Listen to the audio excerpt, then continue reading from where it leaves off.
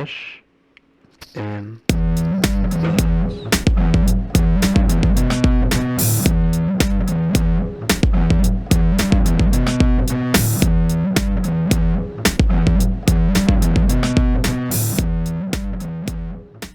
All right, welcome back to another episode of Fresh and Buds. I'm your host, Tommy Fresh. Fresh, you can call me whatever you want, and you guys are all my buds.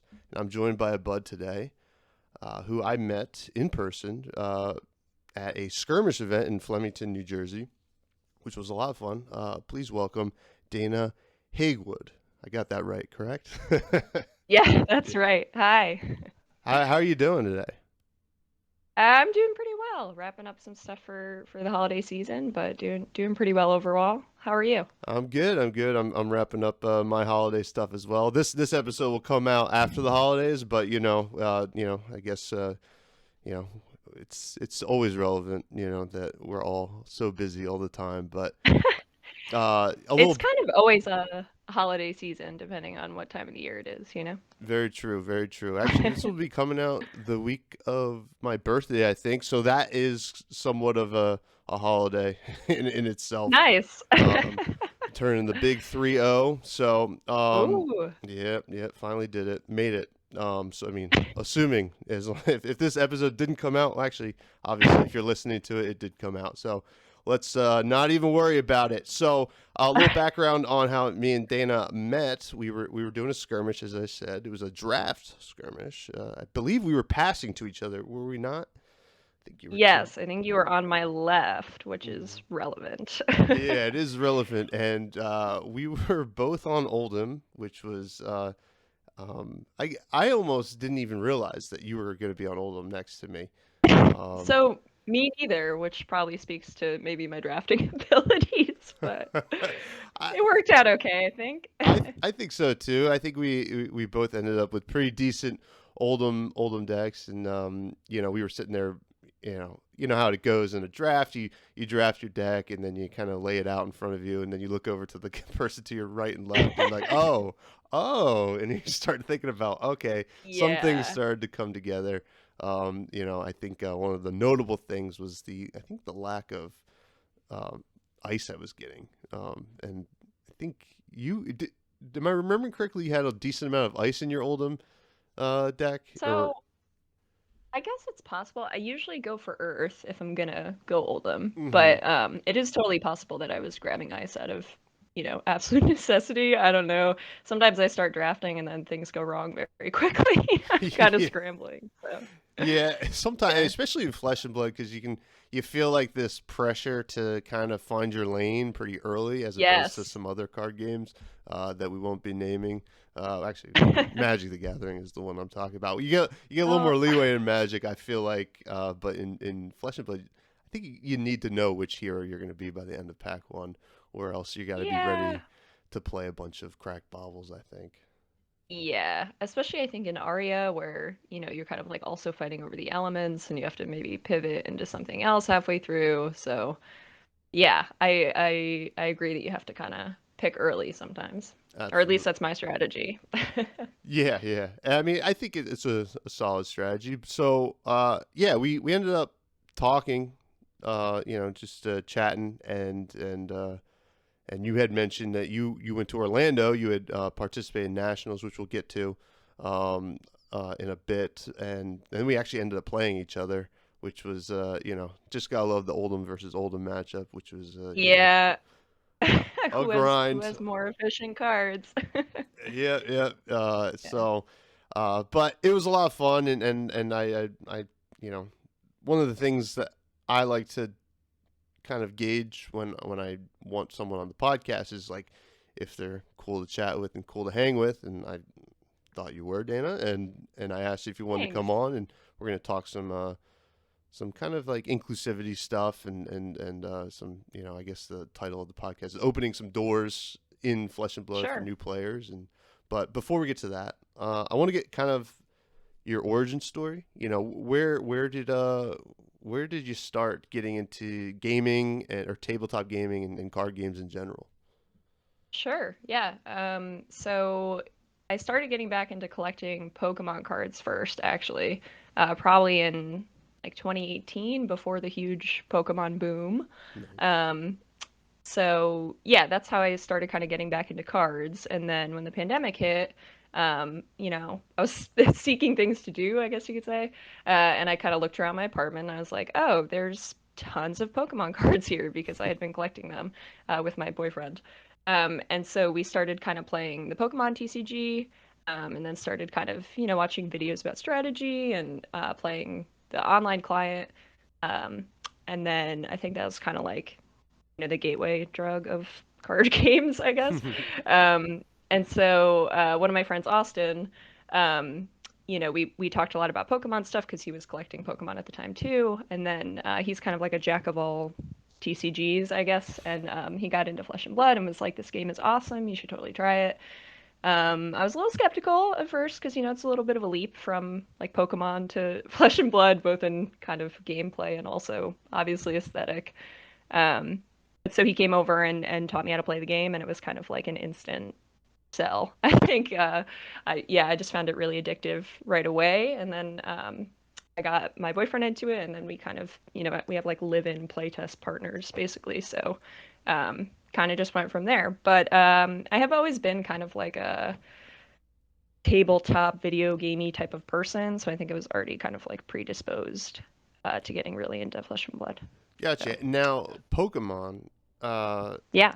My I guess history with Pokemon TCG is very limited. I will say I remember I had the Game Boy Color game where you could Yeah. play TCG. I mean, which was actually a lot of fun. And I how has the game changed much since then? I mean, obviously I'm familiar with the collectability of the game, um, Yeah. but I don't know how the gameplay is as it stands now. Yeah, so basically it's gotten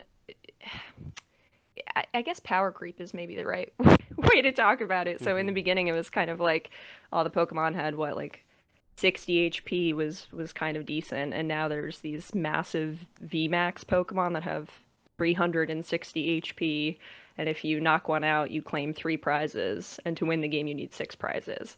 So basically in one knockout you can take half the game. So it's very I think it's a lot of shorter games than it used to be, kind of like more of a back and forth thing, and now it's a little bit more dependent on what you draw when, which is very different from Fab, right? So, Oh yeah. yeah, yeah, but it's a fun game to play. It's just very very different. It's yeah, I think there's a lot more variance. Hmm. Um, so yeah, which is something that I don't love, which is why I think Fab made a lot more sense for me. But I do still, Pokemon has a special place in my heart for sure. Now, are you a lifelong Pokemon fan in general? Yes, so yes.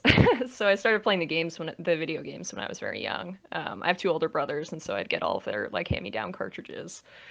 So I kind Nice. of grew up playing the video games, and yeah, I've always been a fan. I've got a lot of figures and collectible stuff. And then when I got back into the cards, it was kind of just like a natural progression from there. So Gotcha. Now, so those VMAX cards, those are I don't know. So a friend of mine has a an Instagram. I think it's Gengar Gang. I'll give him a shout out. But he does like nice. he sells and collects Pokemon cards. Yeah. Those VMAX cards, those like the sought after ones that people like the cold foils of the Pokemon world. So I'd say that the more sought after cards are the alternative arts or the full arts. So Hmm. those do, VMAXs come in alternative arts and full arts. Gotcha. So sort of, but yeah, there's a couple different chase cards. Depends on the set, depends on a lot of the times which Pokemon, right? Like obviously everyone knows Charizard's the big boy that everybody's looking for. So if there's a Charizard in the set, a lot of times that's a chase card. But there's also some cool like full art trainer cards, which are not Pokemon, but highly sought after as well. So kind of just depends on the set, but there is some really nice looking stuff. But it's not as elegant as cold foils, I would say. I'm gonna agree with you 100%. I Yeah. mean, obviously I'm a little bit biased. But before we get into Flesh and Blood, just what's your favorite Pokemon of all time? Oh my goodness, that's such a hard question. Probably Let's keep it to Gen 1. Let's do that. How about that? all Because right. that's I know Yeah, it's the 150 the best. sure. It's got to be Snorlax then. Okay. All right. Snorlax. Any reason Yeah. why? Just He's so cute. He's big. He likes to eat. He likes to sleep. I All guess things we I can like all to do. relate. Yeah, exactly. Yeah, no, that's a respectable answer. I'm a Haunter guy myself. Nice, But nice. it Also a is. respectable answer. No, thank you, thank you. I almost wish that Haunter was the last evolution of Ghastly instead of Gengar because I just think Haunter looks cooler. But it is Hmm. what it is. You I'll have might to. get some hate for that take. Yeah, I know it's possible. I know Gengar's pretty popular, but Yeah. I'm not here to make friends. I'm not here to be Mr. Popular. You know, so Flesh and Blood. You know, you said that you really enjoyed the game when you started playing it. Why Flesh and Blood, or why did it really resonate with you, and why did you decide to be competitive with it? Sure. I mean, I think, I touched on this a bit, but I think the thing about Fab for me is that it's so versatile, whereas a lot of other card games, you're like in Fab, your hand is so playable at any given point, right? Like you could use any card to pay for something or attack or defend or do something. Like you never really have a dead hand in Fab. You may not be able to do exactly what you want to do, but you can always kind of play out your hand, draw four new cards, for the most part, unless you're playing Data Doll. And there's something you can do, right? And I think that's something I really value in a card game because I like to play a lot of cards. I like decks that kind of play out a lot of cards. And so that's really appealing to me. Whereas, like with the Pokemon trading card game, sometimes you're waiting for an energy. You're just kind of sitting there, like waiting to draw the right thing. Hmm. Um, and I think that Fab has this kind of like versatility that I really like. I also really like that there's different play styles for each hero, and even like within each hero. So you can kind of keep things fresh all the time by building different styles within a hero or changing your hero completely. Um, and I like the art style a lot too for a lot of the classes, and I like that each class kind of has its own identity. Um, yeah, those are the kind of the main things. I also even like how there's levels of competition in terms of events. Like you could Hmm. play more casually or you can play super competitively, and there's kind of like scales in between that. I find that really appealing too, because sometimes I'm just trying to have a good time, and sometimes I'm trying to, kind of sweat. So, Yeah, yeah. um, yeah. So those are the main things I think. Now, that's interesting that you said that, it's nice that you can kind of play all your cards in Flesh and Blood. I come from the Magic the Gathering side of things, and I'm big and limited. I love draft. I love sealed. And, the nice thing and the thing that really has made me fall in love with Flesh and Blood is that in a draft, when you draft your deck, you can expect to play every single card in your deck. Where in Magic, for example, you could have drafted a really great bomb, right? Something that's like absolutely Hmm. insane, but it's 6 mana or whatever, and you play your 3 games or your 3 rounds, and you never even got to cast it. So Right. there is a certain amount of completionistness to Flesh and Blood, if that's even a word, that is satisfying. So now, Yeah. do you have a favorite hero? Well, I guess a favorite hero to play with, and maybe just a favorite hero that you want to be good, but isn't Yeah, quite sure. there yet. My answer is the same for both of those questions because I'm kind of a loyalist. I love Dash. Dash is my favorite hero. I All play her all the right. time. But she's not currently, the right thing to play technically if you're trying to be super competitive in this current meta. So yeah, I mean, Dash was the first hero that I kind of really got heavily invested in, and then I, just kind of like fell in love with her play style. I said before I love to play out cards and like kind of play aggressively. And when I first found Dash, I was playing like strictly aggro, aggressive Dash, and that's very much like play out as many attacks as you can, boom, boom, boom. So With I think that really the boosting or the pistols? I guess I don't. so I don't. both. Okay. All right. Yeah, so even aggressive dash, you can use the pistol kind of at the end of a long chain of, you Mm-hmm. could like boost 2 or 3 cards and then pitch a blue and still shoot with the pistol twice. So, that kind of appealed to me, this like widespread of a ton of damage. And then as I got more into her and started playing around Classic Constructed, I realized that you could also obviously pivot into control for certain matchups, which I don't love playing control personally, but that style has kind of like grown on me Mm-hmm. depending on the matchup, and that's where you're kind of like getting out a ton of items and just managing your resources and shooting with the pistol, 3 times for 4 if you're using plasma purifiers and stuff. So, yeah, so I got really invested in her. I love how she looks. I love how she plays. Um, so that's my girl.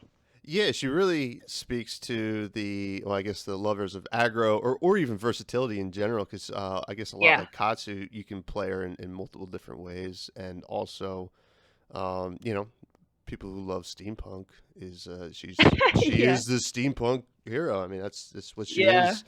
Um, I have to say, my experiences against Ash have rarely been positive, unfortunately.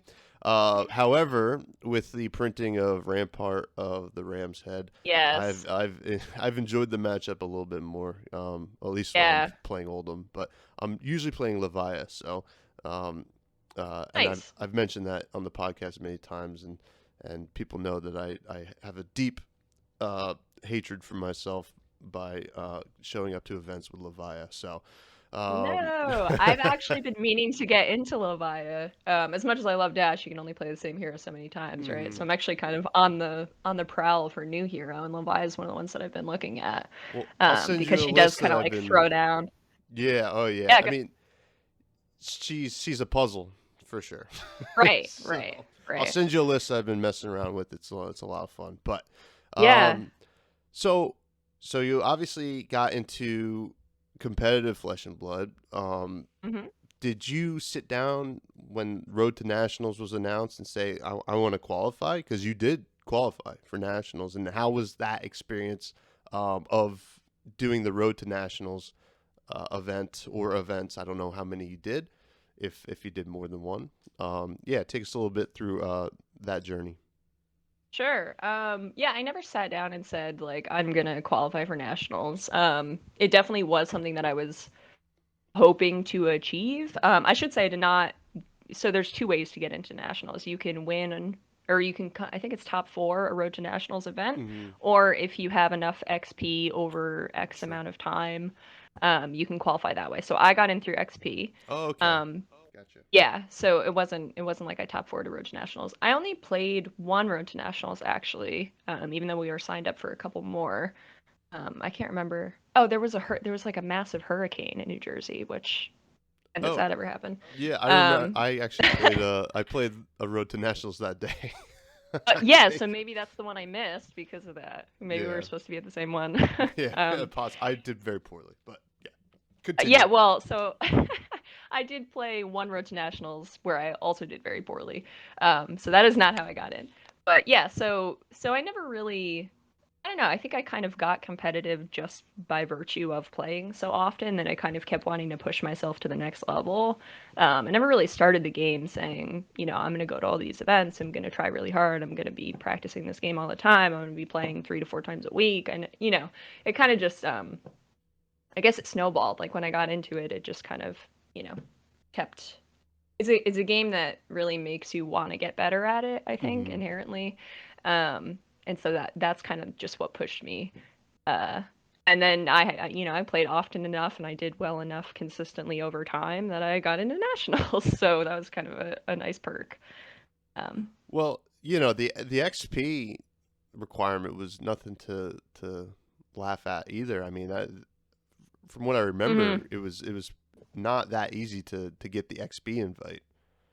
Right. So yeah, I can't remember exactly what the numbers were. Mm-hmm. But you had to play pretty consistently and you either had to play super often or do well enough, when you did play to kind of Mm-hmm. get in. Um, so yeah, I wasn't at the top of the XP leaderboards, but I snuck in there. High So enough, right? You got that. enough, yeah. Now, Yeah. so then you decided to attend nationals down in Orlando. Now, Yeah. how was that experience? That's a huge tournament. Yeah. So that was my first big, like card event as a competitor. I had been to Pokemon Worlds in, I think, 2019 as a spectator, and so I was Hmm. kind of familiar with how these large scale things work. But yeah, going as a player is just such a different world. Like emotionally, tensions are high, you're nervous, there's all these people there, it's the highest level of competition. So yeah, it was so exciting. It was so awesome to be in a place that, everybody was kind of like trying their best, playing their best, but also really passionately cared about this game. And it was really cool to see people from, all over the country kind of getting together, whether they had, two people at their local game store that played, or, in New Jersey, we have a pretty active scene. So Hmm. a lot more of us from New Jersey were there. But yeah, it was absolutely amazing. And I think also a lot of people coming from New Jersey made it a much better experience because we kind of had this like community of people there to kind of, in between rounds, we're talking shop. We're like, oh, how'd so and so do? How'd so and so do? And it kind of made it more of like a community experience, even though it was this huge event. Um, but yeah, it was awesome. I would go, once a month if I could, if they had a nationals every month, and I qualified. Okay. Now you were, and I think we had talked about this when we met. You were one of very few women in nationals. Uh, Yeah. was that any sort of, I guess the word I'm looking for is like, did that change how you felt walking into the event, or did you were you laser focused in sitting down and jamming some games? So yeah, I mean to give people some context, I did count. It was easy enough to count. Out of like 400 something nationals competitors, there were five or maybe six of us that were women. Um, so yeah, and that's something that I had like mentally prepared for, right? Like I Hmm. knew I'm the only woman in locals. I very rarely see other women. I did actually see a couple women at Road to Nationals at one of those events, but that kind of combined like tri-state area. So I kind of knew that was going to be the case, and I was prepared for that. But it's still, it's slightly demoralizing when you go into it and you see that. But you also, take it with a grain of salt. It is what it is, and I was there to play and be competitive, and so that's what I did.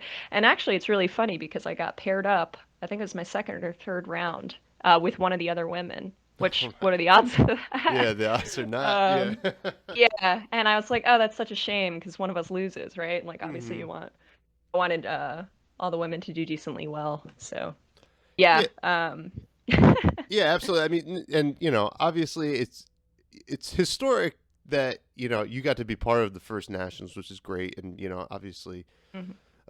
it's historic for everybody who's there, and it's a early game. We're gonna get to some of this later, but it's hopefully that sort of ratio changes in the Yeah. future, and we're gonna talk about some ways that could possibly happen. But um, a quick Mhm. question before we get into a crack a pack: do you have? I mean, so we already know that there's gonna be a ProQuest season in Yes. in 2022, and which means we're probably going to have our pro tour and possibly even worlds next year. We'll see. Obviously things are crazy right now with Omnicrom and all that fun Yeah. stuff. But assuming things are we can get some stuff together. Do you have competitive aspirations for Flesh and Blood in 2022? Yes and no. I think I always aspire to be competitive. I'm not Mm-hmm. sure how that'll actually pan out. I am working on my master's degree right now, and that Mm-hmm. that sucks up a lot of my time and attention. And this is a game that, obviously directly benefits from the amount of time and practice that you can put into it. So yes, I'm absolutely going to try. I'm going to be hitting the pro quests and all of that. I will probably not be taking Dash this time, maybe. But yeah, I do definitely have aspirations. Well, who knows with Everfest? It could be a totally. Oh, someone's here.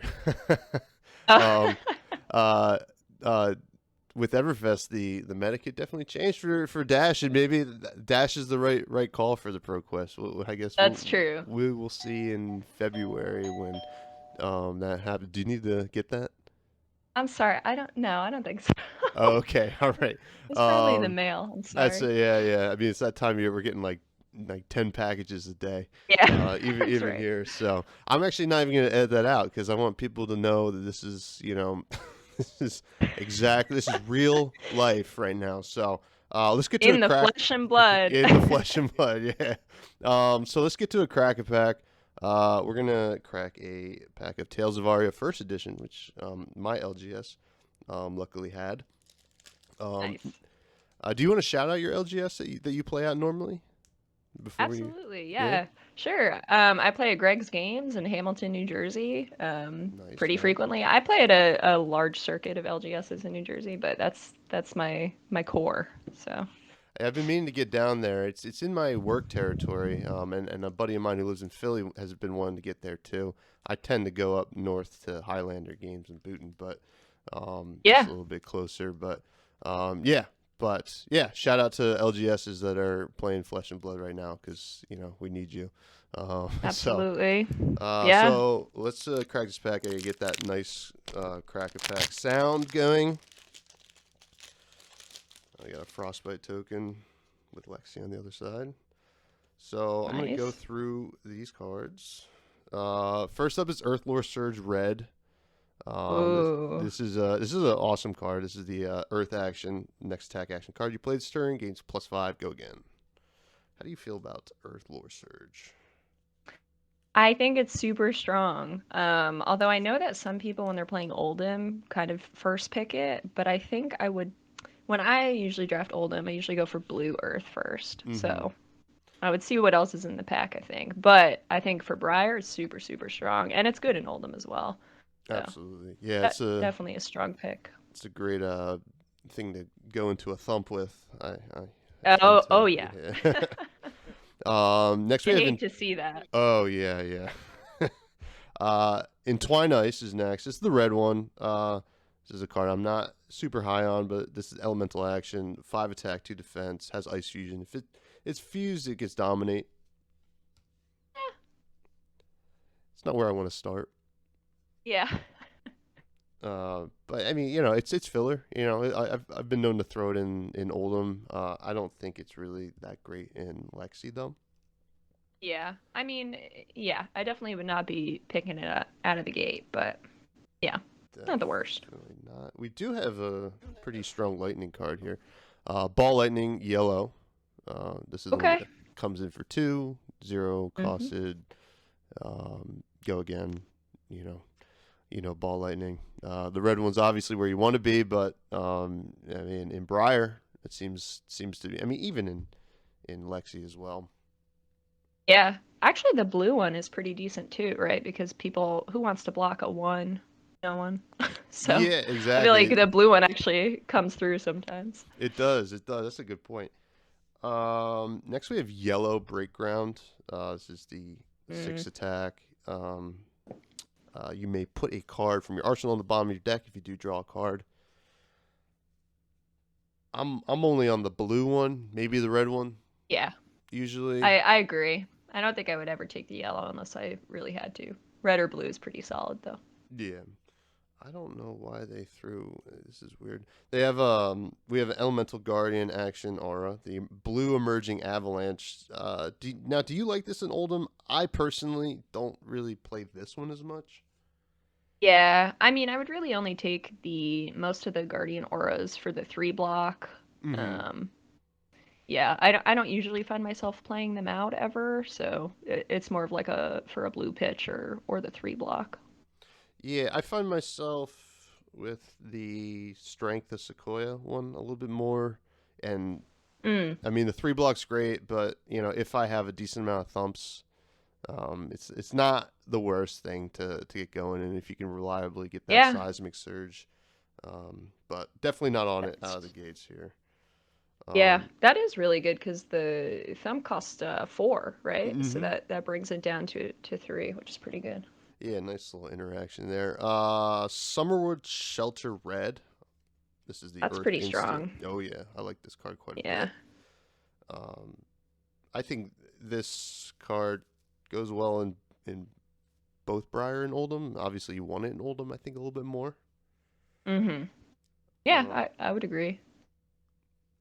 and it's one of my favorite arts in the set. Really. Yeah, that one looks so nice in foil too. Oh yeah, it's just laying there. Nice. We do have a majestic. This is Channel Thunder Step. Ah, yes. This is I feel the like that's the majestic I always pull. yeah. Out of all the channels, uh, I hate this one the most, just because not even because it's like the playability or anything. It's just Channel Lake Frigid, Channel Mount Heroic. They flow so well off the tongue, but when you get the Channel Thunder Step or Step A, no, it's Step, right? Or Step Yeah, Step it's A. step. Yeah, Yeah, I yeah. think It it's just step. doesn't, it's just not Fair point. pleasing to say, but I think it also has the weakest effect out of the three, it does. but yeah.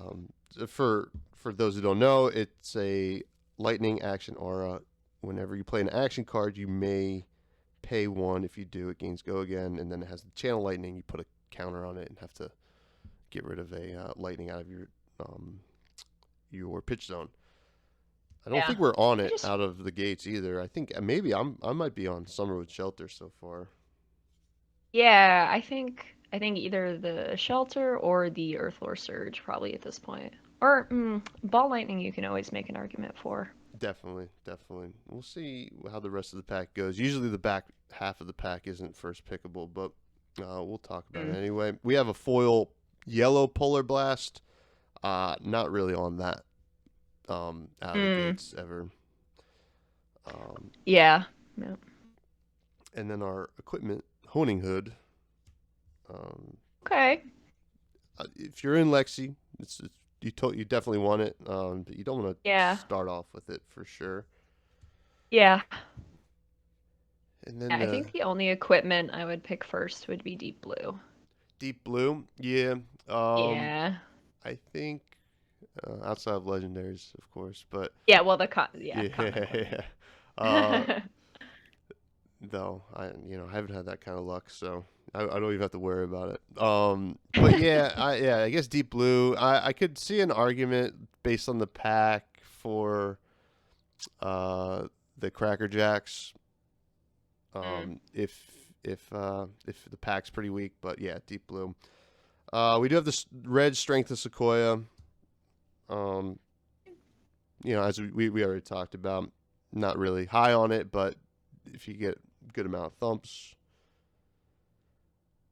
Red Flakeout. Have you drafted much Lexi? So I've tried to make it work a couple times. Actually, before I started playing Oldham in draft, I was playing Lenalexi. And I think the Ice Lexi, if you're the only one in your pod playing it, can be super strong. Mm-hmm. But it's got such a tough matchup against Oldham that you're kind of, like rolling the dice a little bit with it. But yeah, I like Ice Lexi a lot. But it's an uphill battle a bit, I think. Yeah. Have you played any Lexi in draft? Just a little bit. I find that it's hard to get the critical amount of red arrows sometimes. Mm-hmm. I mean, it's the same with blue, earth and blue pitches for Oldham in that way. Right. It's a different challenge, and I think I'm just so high on Oldham and Briar in general and earth stuff that I rarely, unless it's super open, I rarely get into Lexi, but I should Mm-hmm. try her out a little bit more. That's the beautiful thing about Tales of Aria draft. I feel like all the heroes can be quite powerful if drafted correctly. Yeah, Um, absolutely. but Yeah. next we have Vela Flash. Vela Flash. Yeah. This is the yellow one. 4 attack, 3 defense. Okay. Lightning fusion. If it was fused, you may play your next non-attack action as if it were an instant. Yeah, the red one is really strong for Briar. Yeah, definitely the red one. It's good rate, 1 for 5, and even if you don't have the fuse, it's fine. But when you do, you can really go off with it. Yeah. I've had an opponent go with the oh man, I'm blanking on the name of the card. The one that is a non-attack action that just deals arcane damage, only if fused. Oh, is it Inspire Lightning? Inspire Lightning might be it. Yeah, so like they built they drafted a whole deck that was Vela Flashes and Inspire Lightnings, and it was out of control. Yeah, especially in draft where you can't really block much of the arcane. That's rough. Yeah, which is definitely an issue. The one qualm I have with Tales of Aria draft. Next we have Blue Thump. hmm I like Thump. Thump is a fun card to me. Maybe not to my Yeah, opponents, but right. Yeah, I Thump's pretty good. I like the blue one quite a bit because it's a good pitch for the hammer. Yep, yep. And the three block is nothing to laugh at either. Buzzbolt. This is the yellow one. 4 attack, 3 defense arrow. Mm. If it's fused, gets that little extra damage. Yeah, Buzzbolt's pretty solid. Although the yellow arrows just generally I feel like are not super great just coming in for the 4. Although you can give them the +1. Yeah, The yeah, shiver. and the dominate. I guess you can make work, but with all those embodiment earth tokens out there, it's really Yeah. can be tough. And then our final card, red Rights of Replenishment. This is the 2 cost. It's 6 attack. Runeblade Elemental with the Earth Fusion. If you've dealt arcane damage this turn, you may put a non-attack action card from your graveyard on the bottom of your deck. And if it was fused, you may put an attack action card from your graveyard on the bottom of your deck. How do you feel Yeah. about that card? I think that card is much better in non-sealed formats. Like I think that card could, you get more out of it in kind of like a classic constructed where you're looking to get certain things back. I don't know if you really have the time in kind of like a blitz or draft scenario to make it as worthwhile, but yeah, it's not bad. It is a little expensive, right? It's a 2 for 5. 2 for 6 on the red, which actually Oh, it is okay. yeah, not a bad rate. One scenario in draft, and I agree. I think you can make it work a little bit more in constructed formats. But I will say that if you can reliably fuse it, getting that extra card back into your deck against Oldham usually Yes. can be helpful. So Yeah, so that's our crack totally fair pack. point. I think we're on Summerwood Shelter. Yeah, I'd probably agree with that as a first pick. Yeah, I think it's the safest pick. But yeah, that was our crack pack. But we're gonna get to our main topic now. Put those over in the giveaway pile. Put that over there, and yeah. So we are both players who clearly have gotten hooked on Flesh and Blood, and and we've come to it from different ways. You had a friend who introduced you to it. I heard about the organized play, and I wanted to check it out, and got hooked. However, I think there can be some barriers to entry. And I'm sure you've seen this as well. And this is something actually that I had Bill and Jim from the Spike Feeders on a couple weeks ago, and we did talk about this a little bit. And their opinion, or at least Jim's opinion, was that a lot could be done in terms of making it a more inclusive environment, just from the LGS perspective. So you walk into LGS, it has to feel inclusive and safe and welcoming. Now, I think that is a great place to start. But do you feel that that is a big factor, or do you feel that more can be done? I think both. I think the LGS environment for me is huge, especially if I'm, walking in as the only woman. You want to feel like you're in a place that's obviously safe, but also that people are going to be supportive and friendly and kind of, not make comments or look at you weird or so I think the environment of the actual physical store is definitely huge. And I play at certain stores more often versus other stores for that reason. I mean, I think the people that come, or if I feel supported, that kind of thing is huge for me. And so I think LGSs can do a lot. I think that also in terms of what kind of events they're having, I think, and this is just for new players generally, but especially to get more like women and minorities involved, I think like having commoner events or sealed events or things that kind of level the playing field a little bit can feel a lot more approachable to new players in general.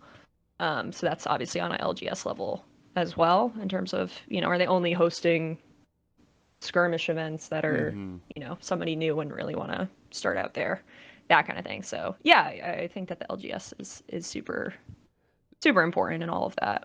Yeah, and now, so as we stated before about nationals, the percentage of players that are women is quite small. Do you? I guess I want to explore a little bit how your experience as a woman in the game has been so far. Do you feel um, that there's any reason why we can't see a better percentage going forward? Do you feel like there are any, like, I guess, major roadblocks? I think is the best word to use. Yeah, sure. I mean, I think, the challenge is not just for Flesh and Blood so much as, card games and the culture of card games in general. I Mm-hmm. think, historically this has kind of always been a problem, although other games, I think, it's a little bit different. Like I know that Magic has, not a ton of women, but there's, I would say, definitely more than 4 or 5 women at major events for Magic. I think it's still a new game. I think that's part of it. People are generally less willing to try out a new game if they're already on an old game that they really love. Mm-hmm. Um, but yeah, I mean, reasons why I think that also goes back to the environment of the LGS, especially for people that maybe are not, already playing a card game or playing tabletop games or board games or something like that. So I've been thinking a lot about how we get new people and women and people of color and like all kinds of other people that are not your usual Flesh and Blood players Mm-hmm. into the game. And yeah, I think like having events that kind of make it a more even playing field, but also kind of having people on a one-on-one level kind of introduce the game to others. I know that, in my experience, I had a friend directly show me how to play and then kind of invite me to events. And I think that that can be huge instead of just verbally explaining to someone a game that, I mean, I don't know if you have a good elevator pitch for Flesh and Blood, but for me, it takes like 15 minutes to explain to someone what the game is and, how to play it and everything. So I think just, I'm working on my elevator pitch, but it's yeah, it's definitely starts out long, but it depends on how much time the people have.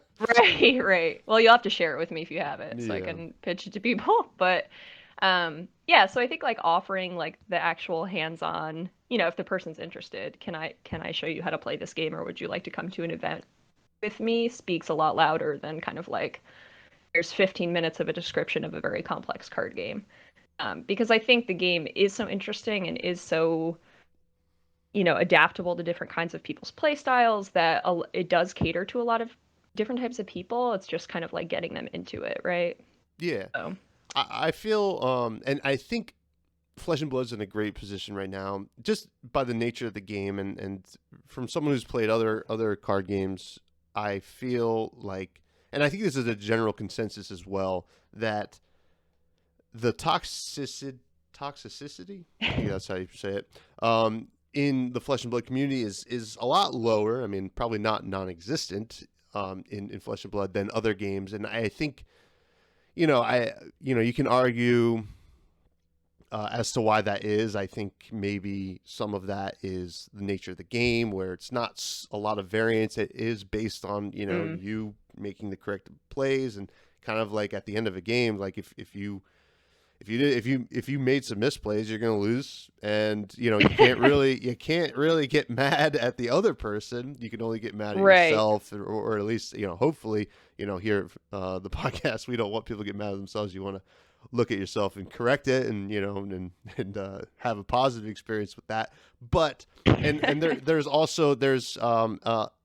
an argument to be made that it's a new game, and we want a lot of players. We want new players. We want people to try it. So we can't really afford to have any toxic behavior as well. So, I think a lot of players, we're all very proud of this game. We want people to enjoy it as well. Now, in terms of what you think can be done to introduce and welcome more, women players and other players from other minority groups, are some things. What are some things you would like to see done, or hopefully, LSS might even do in the future? Because Yeah, in reality, LSS has, more people playing their game is a benefit for them. So, absolutely. I put a lot of thought into this, and I don't think I have the absolute correct formula, but I hmm think, attacking it from a bunch of different angles. So, on the LGS level, hosting those events that are more open to new players. I have also tossed around the idea, I haven't made moves on it yet, but I'm thinking about it, of kind of hosting like learn to play events specifically geared towards, underrepresented people in the Flesh and Blood community, kind of like, Women Learn FaB night, where they're kind of, given some kind of pre-made deck like the welcome events, and it's hmm like a more casual, kind of friendly thing.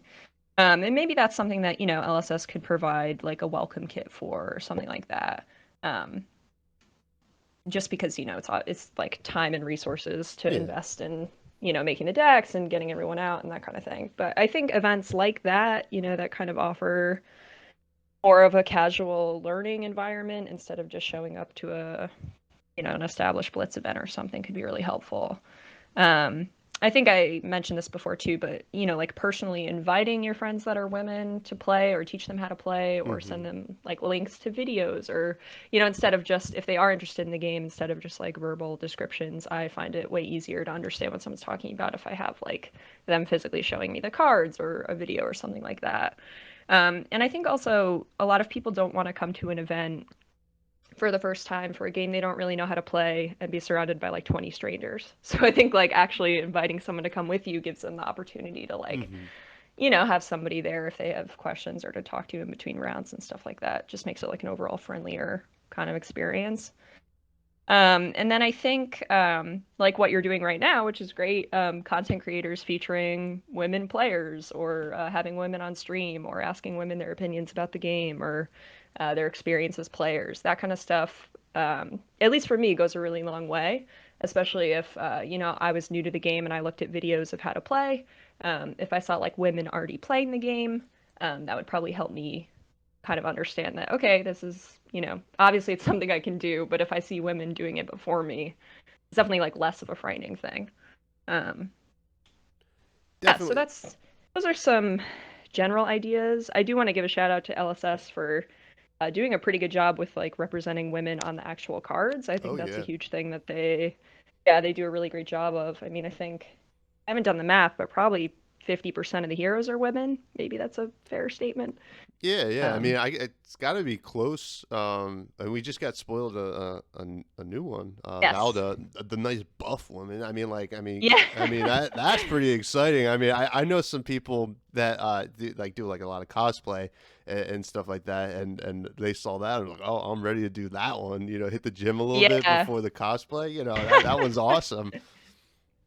Yeah, I do think too, that's another thing, right? Like it's not just that women should be, whatever percentage of your cards printed, but that they are like strong women. They're cool hmm looking women. They're not like super scantily clad women. They're kind of like, representing whole schools of thought and ideas, and they're more nuanced than I think we see in a lot of other fantasy stuff. So yeah, shout out to LSS for doing a great job with that. Yeah, and I guess even just looking, off the top of my head, I mean, our first woman hero was Dorinthia. Had this kind of Joan of Arc Hmm. kind of thing going on with her, and then we get Dash, who's she's awesome, and then Yeah.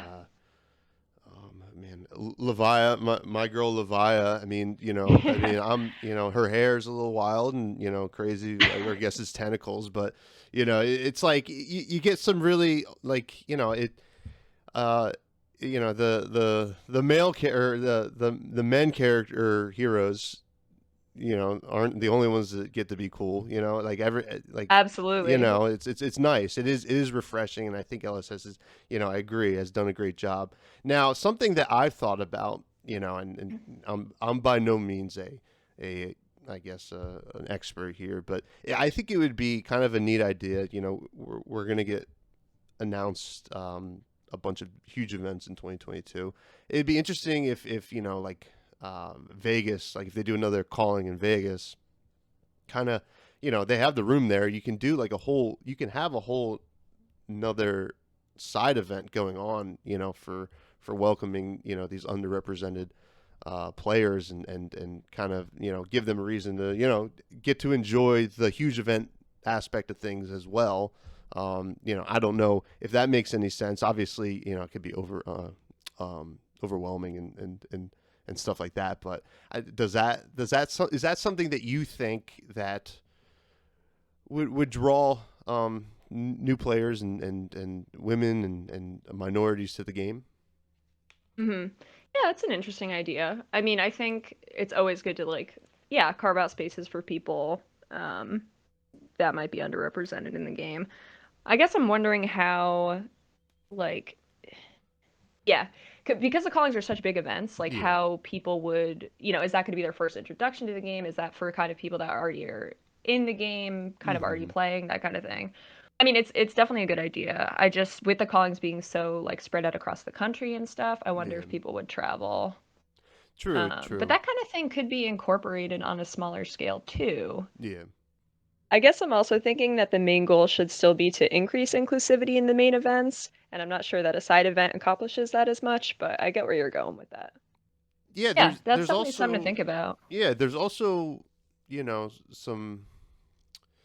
We have these skirmish style seasons, and these armory kits and stuff like that. I wonder if there's some kind of, yeah, like we said earlier, some kind of like kit for something like that at the LGS level. The problem with that is, with Flesh and Blood especially, people really like chase the promos.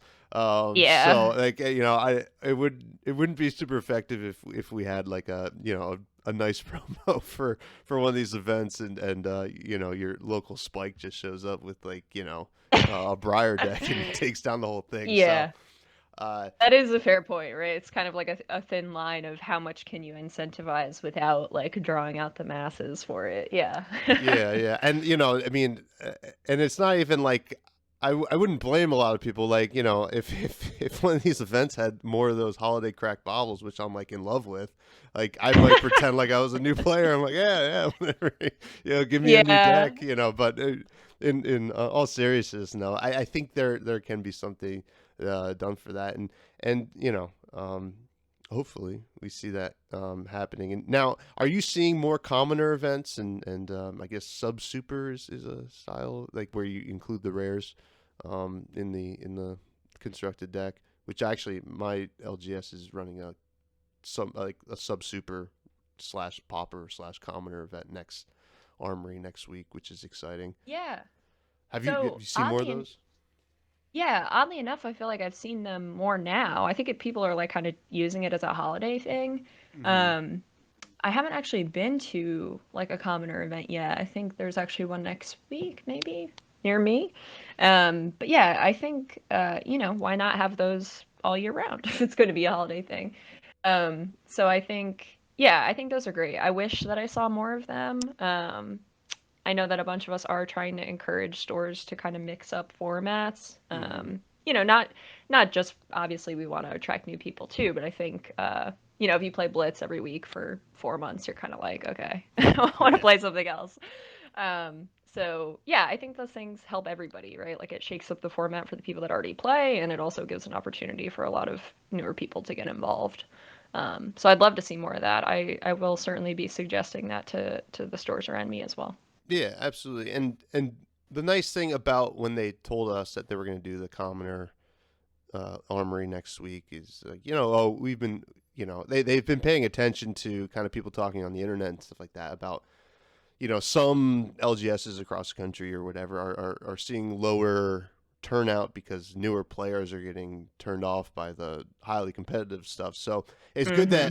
that the LGSs are or at least in my case, my LGS is looking at that, and hopefully that'll be a good thing going forward. It can't really hurt to do at least one per month for an armory. I Yeah. think, and I mean, I don't know how familiar you are with Magic, but Pauper is still a huge format for Magic. A lot of people still play Pauper, so there's no reason why Flesh and Yeah. Blood can't have a similar success with Commoner. Yeah, I totally agree. The one thing though is that I feel like we have to encourage the LGSs to kind of like publicize it wider than within Mm-hmm. the current networks, right? Because if it's great if you play Commoner, but if the same 8 people show up that normally show up to your Mm-hmm. regular Blitz event or something, it's not really like opening the door to new people. So, Yeah. it's kind of on us as players too, right? Like if you see that a Commoner event is coming, that's a great opportunity to invite your friends and your new players. Yeah. Friends, but I mean, So. and we all have commons laying all over the place, and Oh can yeah. you can make a deck. I built my commoner deck last night in like 5 minutes. Like I was like, oh, this would be fun, and then I was like, oh, it's already done. So like I was like, all right, well, I can build a few more if people come. So, you know, Yeah, I'm currently staring at stacks and stacks of unsorted cards that I'm sure I could make hundreds of Commoner oh decks yeah, out of. So. we are not so different, you and I. So yeah. First of all, this has been great. Thank you for coming on and talking. Yeah, thank you so much for having me. I love talking about this game. I'm happy to think about ways to get new people involved. So thanks for giving me this opportunity. Absolutely, and yeah, and I think we both agree the more people playing, no matter who they are, is positive for the game, and will make sure that we are playing this game for many years to come. Now, Yes. do you have anything to plug? I know you don't really create any content, and you're working on your masters. Do you have anything you want to plug at all? Before we say goodbye. Sure. I mean, yeah, I already said Greg's Games. Shout out. Shout out to my friend Austin who introduced me to the game. Shout out to my friend Connor, my boyfriend Connor. Geez. Um, for being my living, testing partner, and for being as passionate about this game that I am. And I don't think so. I think that's it. Invite your friends that are women to play the game. That would be my last plug. Yeah. Now, we're both from New Jersey. Yes. Well, actually, I'm from Connecticut, but I've Oh, you're lived in from. New Jersey for a very long time. Okay. So. All right. Well, never mind then. No, I'm kidding. What I like to talk a little bit about food at the end of every episode. What is your favorite New Jersey specific dish? Okay, so I have a little bit of a saga about this. Okay. Um, I am I am now a vegetarian, but I used to absolutely die for a pork roll, egg, and cheese. So I Oh. feel like I am obligated to talk about a pork roll, egg, and cheese, even though I cannot eat it anymore. So that would be my first NJ food love. I also really like the notion of salt, pepper, ketchup, which doesn't really exist in other places on even Mm-hmm. like a regular egg sandwich.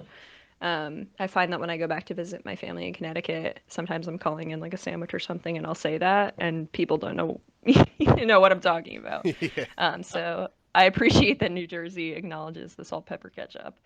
Um, and then I guess I should give a specific shout out to I went to Rutgers in New Brunswick. Mm-hmm. The Fat Sandwich. Are Oh you yeah. familiar? Oh, of Okay, course, of so course. so there are vegetarian fat sandwiches that I can eat now and do often treat myself to. So that would be my other New Jersey food love. So I got a question, and I've talked about pork roll, egg, and cheese on the podcast before. I'm a huge pork roll, egg, and cheese fiend as well. Yeah. Do you what do you get? Do you get on a roll? Do you get on a bagel? What's your, I guess, carb of Yeah, choice for your pork roll, egg, and cheese? sure. So I'm a huge bagel person. My parents grew up on Long Island, so I feel like I have. Actually, my Twitter bio is bagel snob. I'm like very into bagels. I have very specific tastes regarding bagels, so I feel like it wholly depends on the place and if I can trust the bagel or not. Otherwise, I'd go with like a Portuguese roll. But everything bagel. If it's going to be a good bagel, that's the way I go.